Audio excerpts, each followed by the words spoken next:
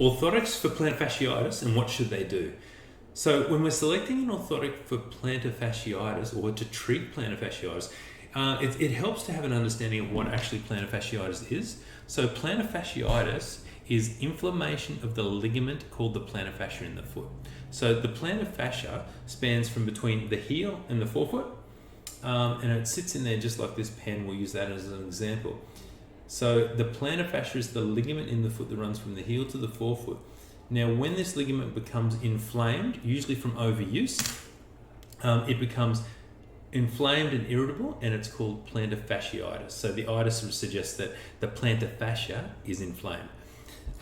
It becomes inflamed and irritable from your arches collapsing or your foot rolling in too much. They're the two really common causes of plantar fasciitis. So now that we know that plantar fasciitis is inflammation of the ligament and it's caused by the foot rolling in or the arch collapsing too much, we know how to treat it we basically support the arch to stop the arch from collapsing, and we try to limit how much your foot actually rolls in.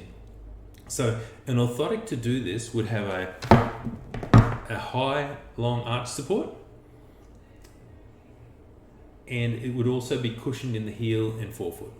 So the reason we use an arch support and cushioning is because when we support the arch, it stops the arch from collapsing and the plantar fascia from getting strained.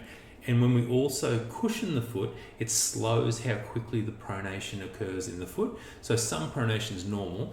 Overpronation is bad for the plantar fasciitis. But what happens is when we slow the amount of pronation that the foot's undergoing, it doesn't have as much force being applied to the plantar fasciitis because the force doesn't come on as quickly, and it helps to limit the pain from plantar fasciitis. So briefly, we support the arch and cushion the foot with plantar fasciitis.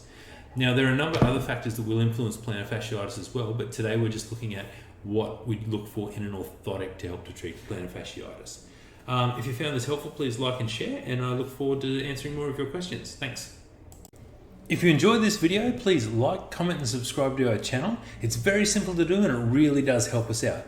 If you'd like more information on the topics discussed, please check out the links in the description, and this will take you to our website where we can discuss these in more detail. If there's a specific question that you have or you'd like answered, please comment in the comments section and we'll do our best to make a video to address this. Thank you all for watching, and we'll see you next time.